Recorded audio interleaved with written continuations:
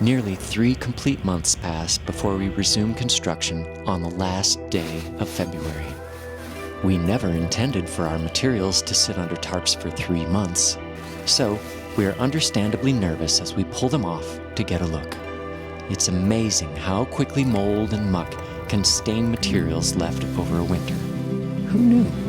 As horrified as we are, it doesn't dampen our spirits because we intend to stain the exterior black, and after 3 months of waiting, we're just so excited to finally get started. We adjust the foundation to get it dead level,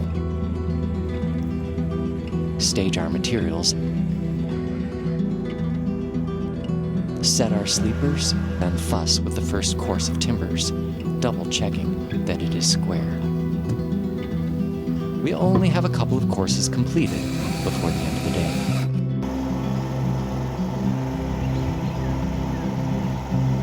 Saturday, March 1st is a chilly but mostly sunny morning.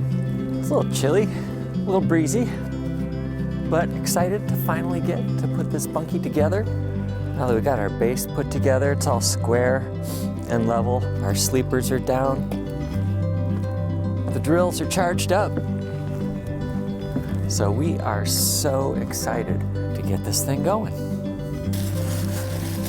Molly and I get an early start alongside our canine companions, George and Nash. How fun. It's just like a big Lincoln Log kit.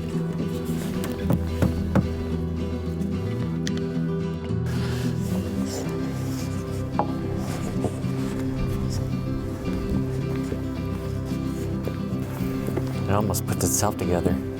It's so snug. The tolerances on the milling is so tight that they just snap together. Even though we were fools and left our bunkie laying under tarps out all winter long, these boards are still incredibly straight. What a joy. We're sorting through the piles of parts and collecting the coated pieces for each course, then transporting them up the hill.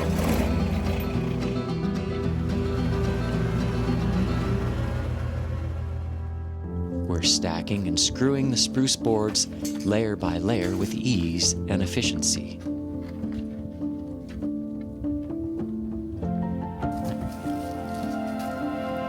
We're about to go get the windows out of the shed. Oh yeah. Yeah. So exciting.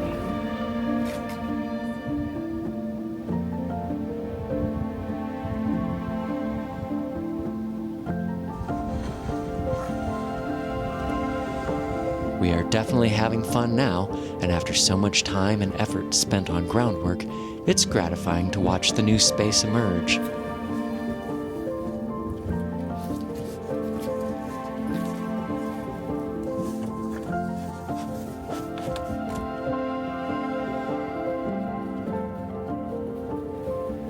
We are really hitting our stride in the afternoon, working together to align each piece with its corresponding grooves.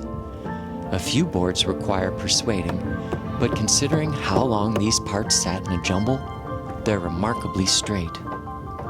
We're identifying, aligning, pounding, and screwing in each part, going round and round, getting lost in the afternoon, listening to music, and enjoying each other's company. We are finishing Saturday with the first floor completed and a growing excitement for Sunday and the promise of new views granted by a second floor.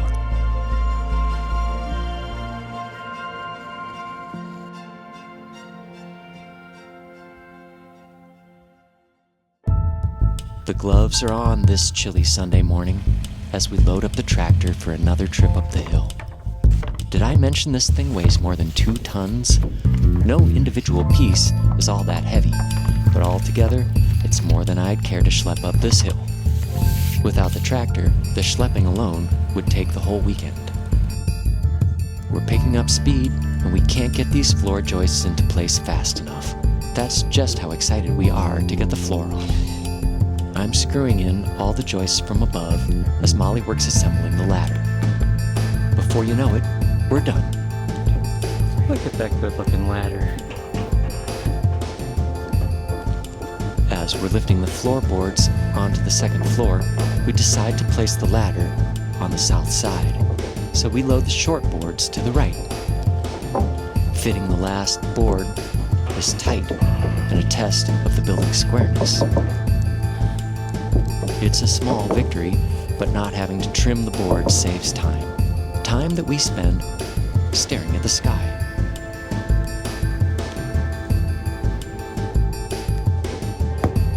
No doubt we could have saved a bunch of time with the nail gun, or silenced future squeaks with screws.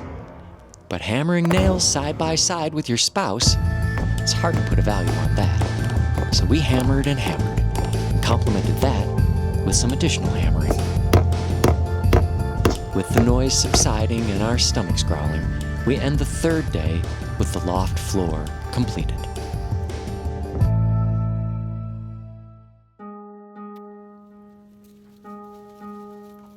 Monday is always lonely, with Molly returning to work. Wish you were here. I wish I was there too.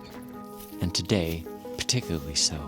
I'm left with no one to talk to but myself and the dogs. Good dogs.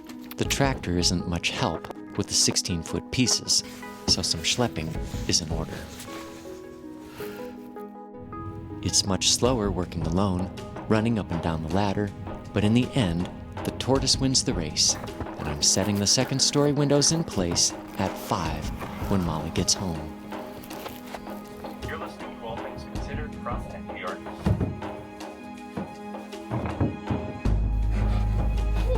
Working together, we're placing and anchoring the end walls above the windows. Then, topping them off with the notched peaks.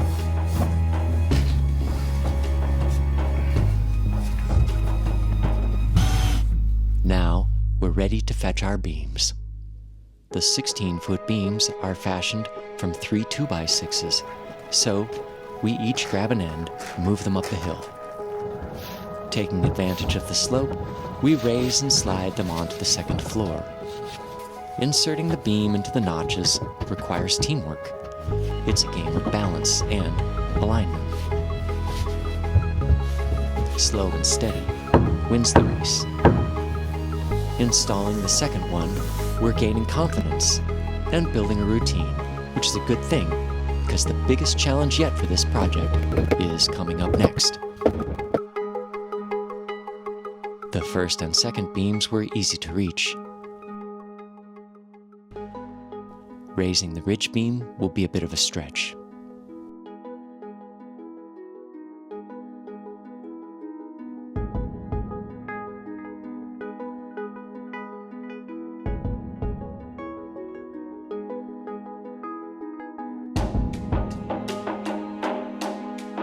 If you're enjoying this, go ahead and hit the like button. It really does help the channel grow. With the highest beam set, we can enjoy the ride as it's smooth sailing from here. In 2 hours, we've completed the beam installation. And the form and height of the structure are starting to materialize as we conclude this, our 4th day of cabin assembly.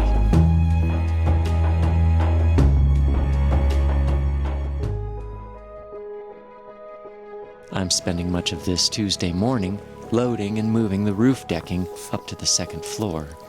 It's repetitive work, but the parts pile is getting much smaller, and we're nearing our goal of getting the place under roof before it rains. Installing the blocking for the beams is turning out to be one of the toughest parts of this job. Not because it's difficult, but unlike the rest of the parts, they are not clearly marked. It took a great deal of time, and some lunch, to determine that I needed to cut them to length.